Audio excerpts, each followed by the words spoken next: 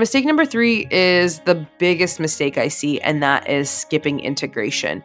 Ketamine can provide profound insights, but those light bulb moments don't automatically translate into lasting change, right? It's not about the epiphanies, it's about the small steps that you take towards realizing those epiphanies. You have to work with them. Hello, friends. Welcome back to the Ketamine Connections podcast. My name is Anna Krishtal. I'm so happy that you're here today.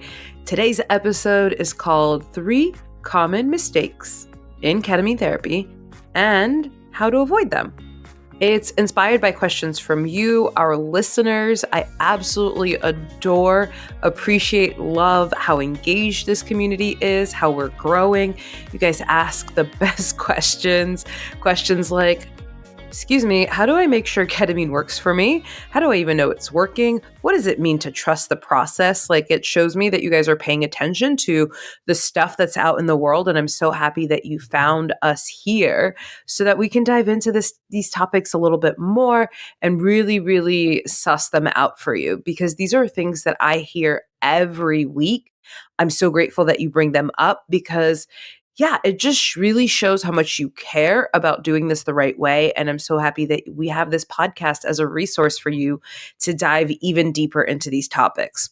So today's episode is for those of you who are feeling excited about ketamine, but also maybe a little bit nervous or a lot nervous, wondering, how do you prepare, or how do you stop the overthinking? How do you let go of every detail, the planning? How many things can you possibly find out there? Oh my gosh, there's so much, but there's also so little. If you've been over researching, if you've been over planning, or really just like stuck in anxiety loops, wondering what to expect, please know that this is one of the most common questions that I get. You are absolutely not alone. And you're exactly who this episode is for. So welcome. And those of you who love to nerd out, right? If you're here for like, what's the science of ketamine? Just know that I've already done an episode on that. That's episode 24. And that's all about the science of ketamine and why and how the ketamine changes the brain in that way. It's a really great resource to dive into if you're here for the more of the scientific stuff. But if you're here for the more quantitative stuff, you're in the right place. Okay, so ketamine therapy has exploded in popularity, and let's be real, it's for a good reason. It's one of the fastest acting treatments for depression, PTSD, chronic pain, and absolutely anxiety. It works differently from traditional medications. It promotes neuroplasticity and it helps the brain form new connections, which is why it's so important to prepare for ketamine, because it's not like anything that you've ever tried before. It couldn't possibly be something you've tried before, because everything you've tried before hasn't worked, and ketamine absolutely works. So unlike antidepressants that can take, a while to kick in, sometimes weeks, it takes a long time. I've met with clients that it takes months to work out the right dosage and things like that. Ketamine can start working just within a few hours. Honestly, within that first session, it has been shown to really help people. And if not in that first session, within days, it really kickstarts the progress and the process that you're looking for, which, if you're not prepared for that, can be really jarring, especially if you're used to going from medication to medication, trying all the things that haven't worked. That can be really disorienting.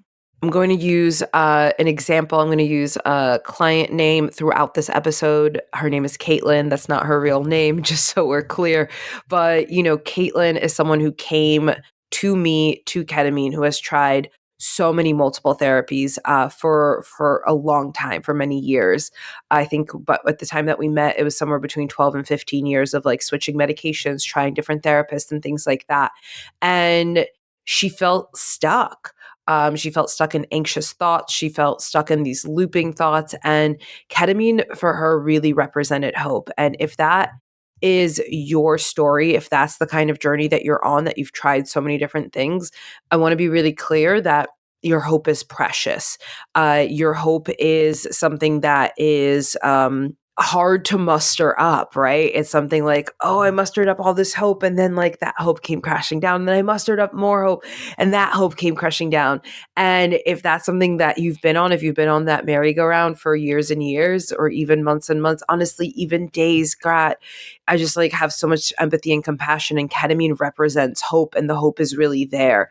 Real tangible hope exists with ketamine therapy. And for those of you that are here for that hope, I want to just really stress the importance of this episode so that you can get the most out of your hope, the most out of ketamine, and really move forward in a new way, in a way that breaks patterns and breaks conditioning. Because here's the thing, that hope is best realized when you're properly prepared.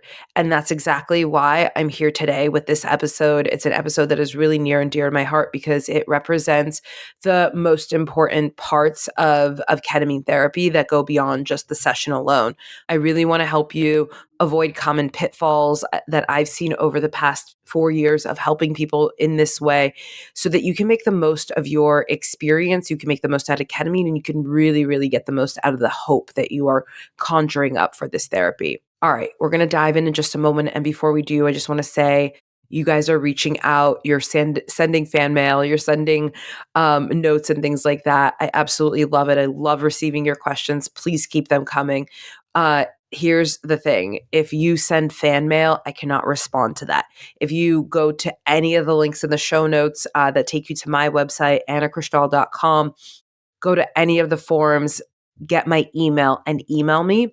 That is how you're going to get a response from me. I cannot answer fan mail. I don't have a response ability on that.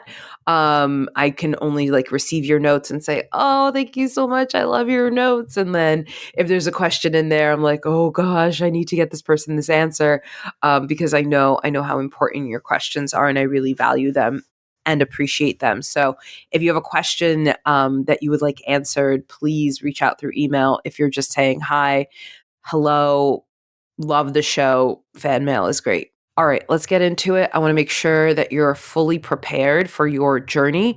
So let's talk about the first common mistake people make and how you can avoid it. So, what is the first mistake? Skipping mental preparation. It's easy to think that you can just show up and let the medicine do the work, but ketamine amplifies what already is inside of you. So if you come in with a swirl of anxiety, no clear direction, and that's what gets amplified, like, ouch, that's going to be a difficult experience. One of the main reasons people don't know about this step is because most clinics don't know about it either, and they don't offer it up.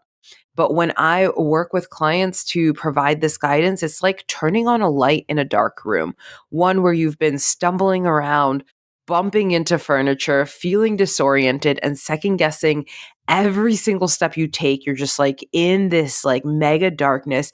And then you know that feeling when you're searching for something in the dark, heart racing, like holding your breath, afraid you're going to trip over something or run into something painful or like, something's going to jump out at you. And then, like, wow, click, the light comes on.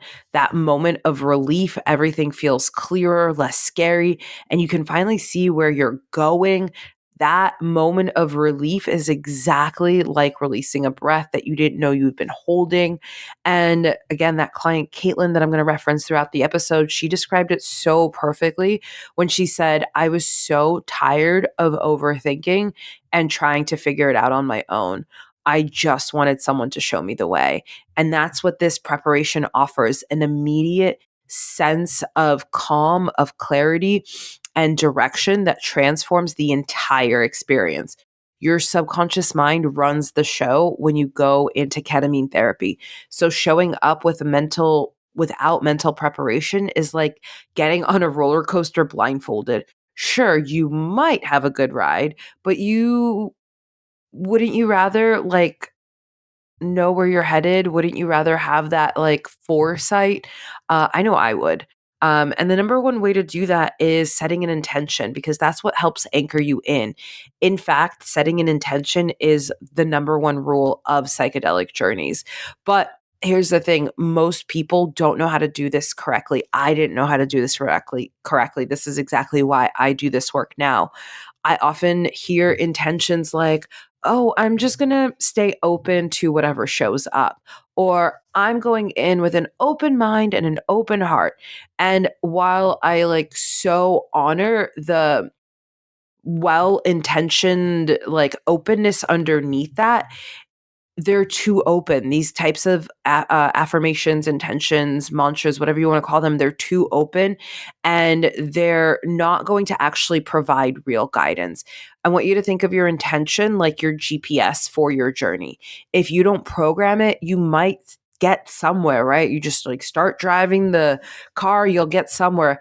But it could be a confusing ride. It might be a winding road and it might leave you feeling lost, questioning everything that's going on. This is a really common experience that I know proper preparation and proper intention setting avoids, surpasses, overrides, etc.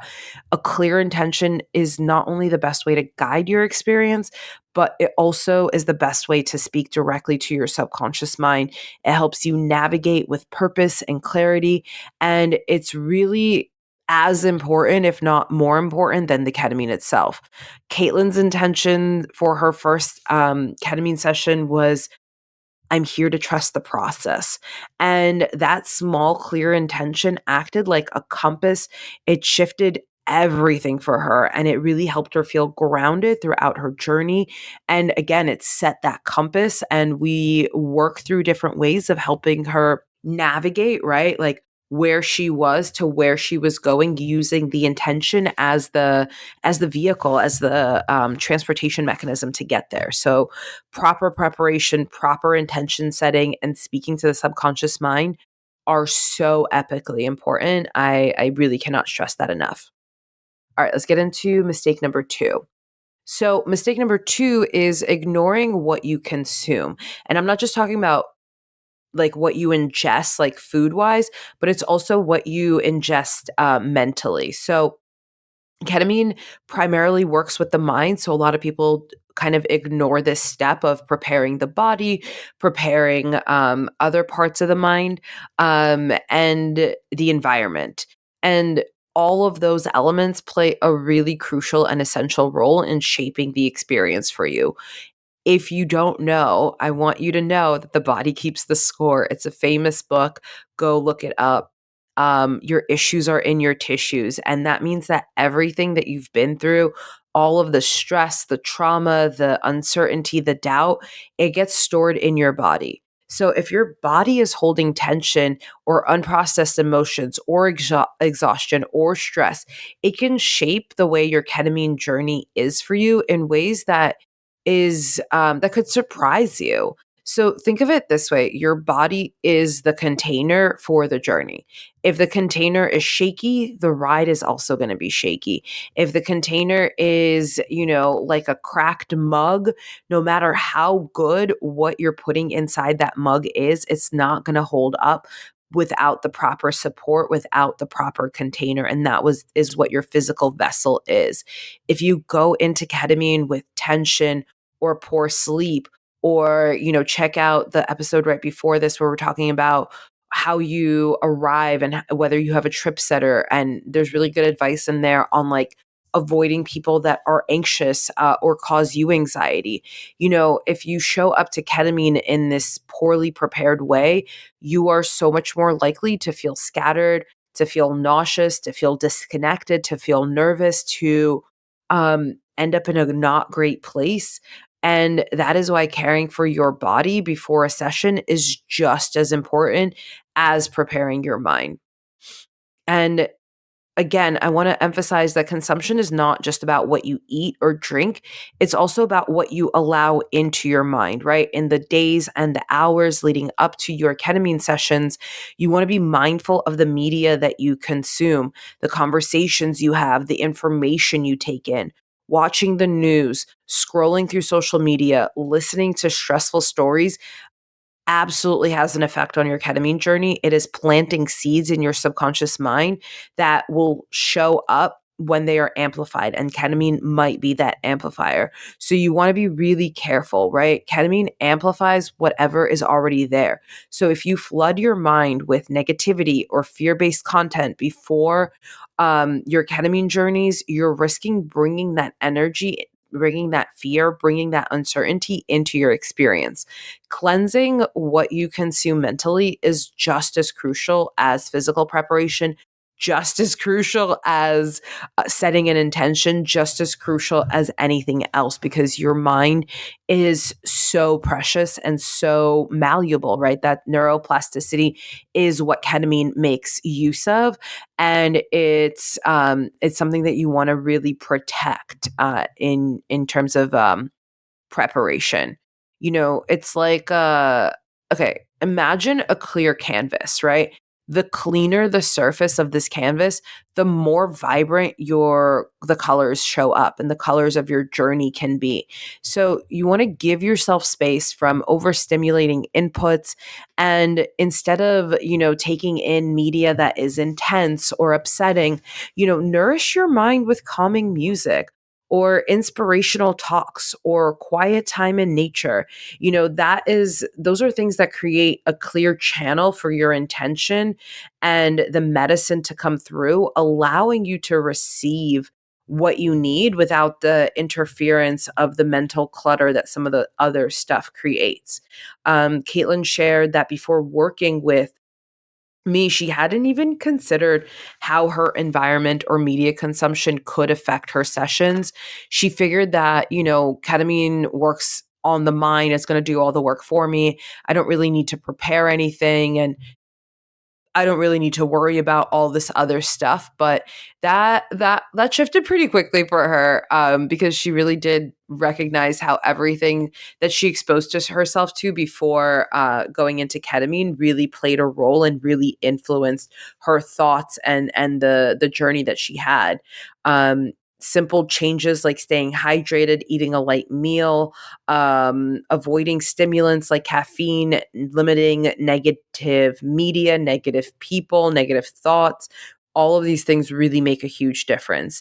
Yeah, it's just really, really important. Your body and mind set the tone for how you receive the medicine. Gentle movement is really great. Maybe taking a short walk, maybe getting out into nature, whether you're walking or sitting, light stretching. All of this can really release the nervous energy, calm your mind, prepare you to be more present.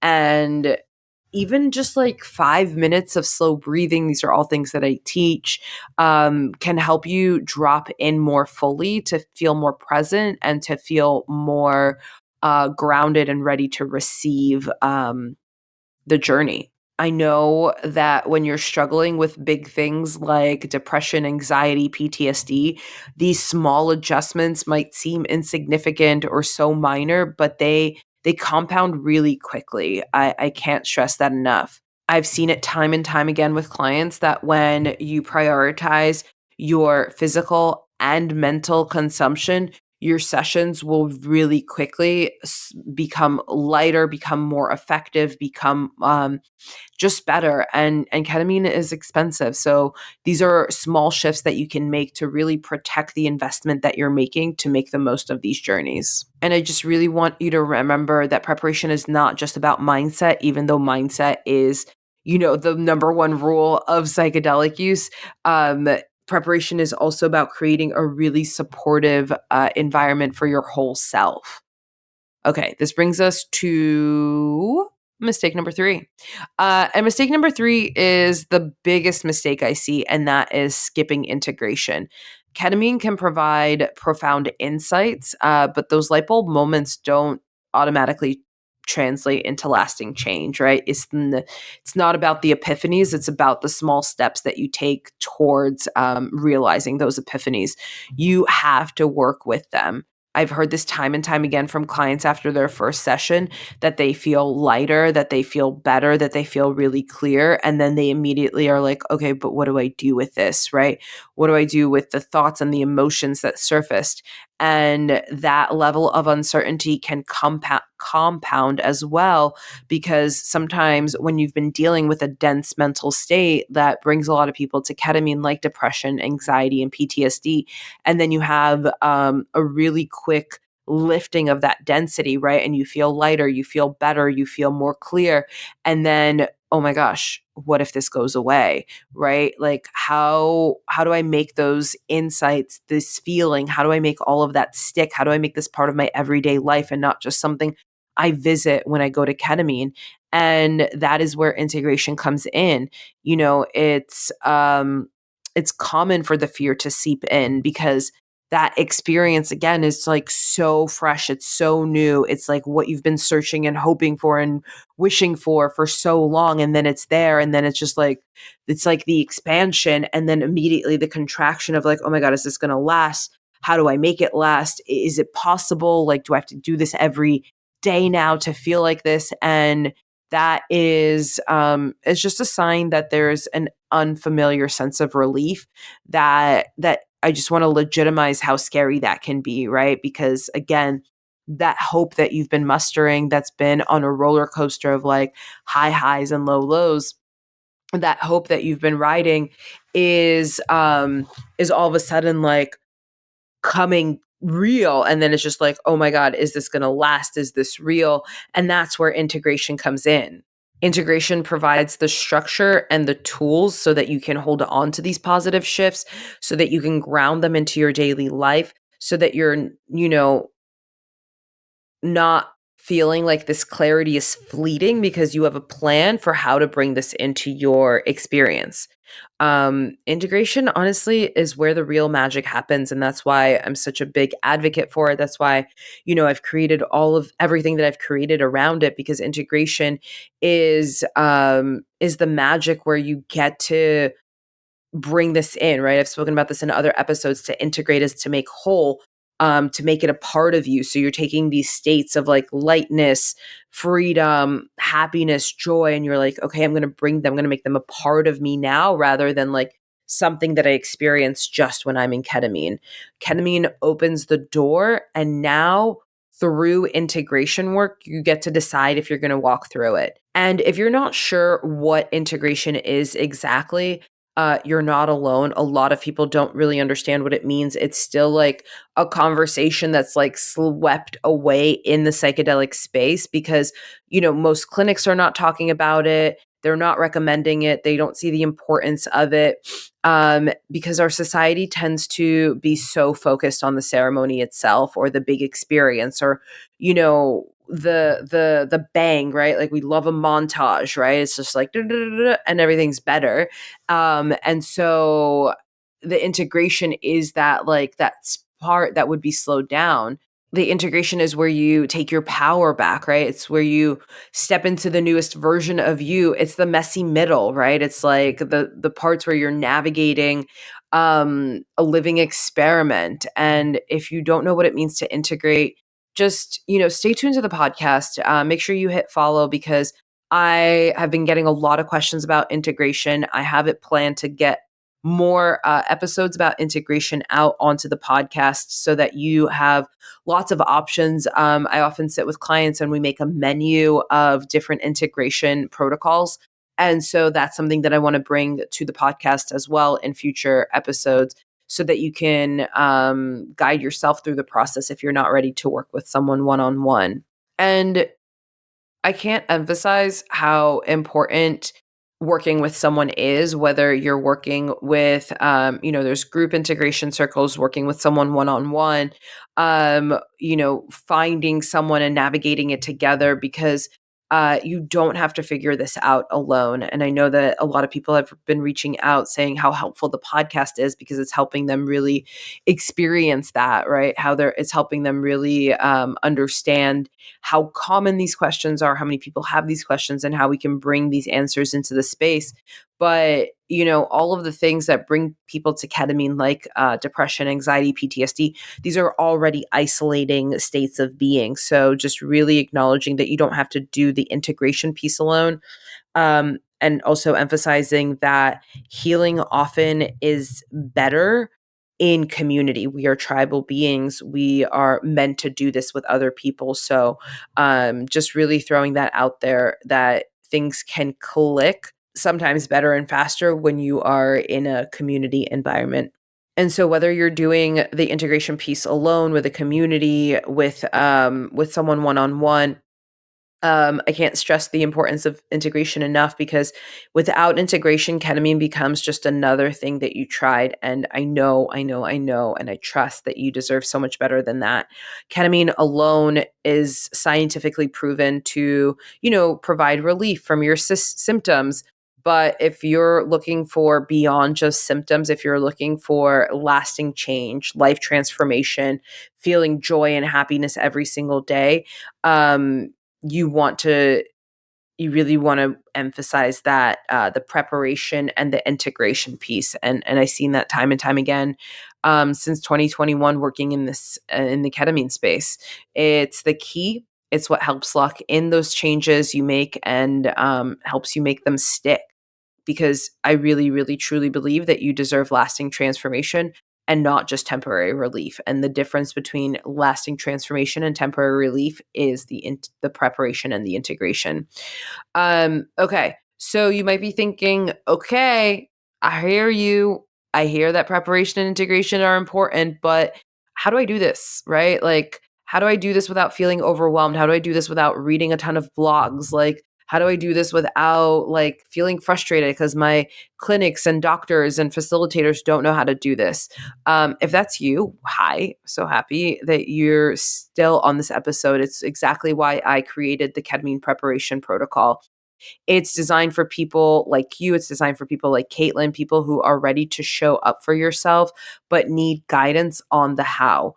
KPP, ketamine prep protocol, is a step-by-step roadmap that walks you through the mental and the physical and everything preparation, so that it helps you set powerful intentions. It supports you in integrating what you learn afterwards. It's literally a synthesis of hundreds of one-on-one sessions that I've done since 2021, taking the best, taking what's really worked. And it's exactly the protocol that has helped so many people make sure that ketamine works for you. This is something that Caitlin and I worked on, and she shared that having this structure took the guesswork out of the process, that she didn't have to wonder if she was doing it right, that she just followed the steps and felt really supported every step of the way. And she said, the preparation wasn't just helpful, it was the difference between like uncertainty and clarity. It was the difference between I don't know what I'm doing and like, let's freaking go. The difference between like, meh, meh, meh, I don't know, and like, holy crap, ketamine changed my life. So if you're investing your time and your energy and your hope and your resources to ketamine therapy, I don't understand why you wouldn't make sure that you're getting the most out of it. And that is what KPP is here to do for you. It's to make sure that you walk away from each session with clarity, with peace, with tools that you can use way beyond the medicine, so that you are supported and that you are making these life changes, not just like going and sitting with the medicine and pretending like the medicine's doing the work, because it's so much more than that. And if you think the ketamine's doing the work, you're really not giving yourself enough credit. So I'm really, really excited to put this out in the world. All right, let's recap those 3 biggest mistakes that people make with ketamine therapy so that you know how to avoid them. Mistake number 1, skipping mental preparation. You need an intention. It makes all the difference. It's the number 1 rule of psychedelic use. So please, please, please prepare your mind. Mistake number 2 is to take care of your body and your consumption. Your physical and mental state shape your experience. So you want to really, really be precious about how you live your life before going into ketamine, those like crucial days leading up to it. And mistake number 3 is skipping integration. So that's where the transformation really becomes real. That's where you are the metamorphosis. That's where you become what you've been wanting to become. So, yeah, thanks for listening to those 3 mistakes. And if you've been listening and thinking like, wow, this really sounds like me, know that you're not alone. You really don't have to figure this out by yourself. The ketamine prep protocol is here to hold your hand through the process, just like it did for Caitlin and so many others. It's a synthesis of hundreds of one-on-one sessions that I've done since 2021. And it's exactly the protocol that help people make sure ketamine works for you. This is something I've been so excited to put out into the world since last year. And with the increase in questions that I've been getting on the podcast and in my email, now really just feels like the perfect time. More and more people are coming to ketamine in 2025. And unfortunately, fewer clinics are offering proper support in the form of preparation and integration. And that's where KPP comes in. I'm launching a beta round that starts on March 3rd, where you can get access to this entire protocol for a fraction of what it will cost when we officially launch it later in the spring. And yeah, this round is going to be live, which I'm really excited about. It's going to give you a chance to offer direct feedback, ask all of your questions, and you're going to get direct input into the process, which is really cool. You're going to get to shape this program. And I'm just like so excited. The link is in the show notes, and I'd love to see you in there. And please share this with a friend or a loved one who might benefit from something like this. Healing is so much more powerful when we do it in community. And I really want to make proper, powerful preparation accessible and attainable to everyone. So please spread the word. And that is all I have for you today. Thank you so much for tuning in. Thanks for sticking to the end. Keep the fan mail coming. We absolutely adore hearing from you. And just stay curious out there, right? Just like stay curious, question as much as you can. And if you have any questions for me, shoot me an email. Please take care of yourself. Please stay curious. And I'll see you on the next episode of Ketamine Connections. Bye.